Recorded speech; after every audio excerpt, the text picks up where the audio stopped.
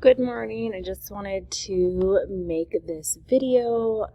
I was trying to get things set up for the next school year within Schoology, and unfortunately I had something wrong in our settings, and so it has re-imported any classes that you had for last year.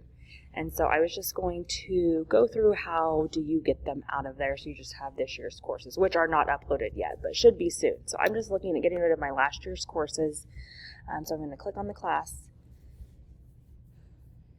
And obviously you know if it's last year because you might have changed the picture. If you didn't, you probably have things over here at least to let you know. Then I'm going to go to Course Options and down to Edit Privacy Course Settings.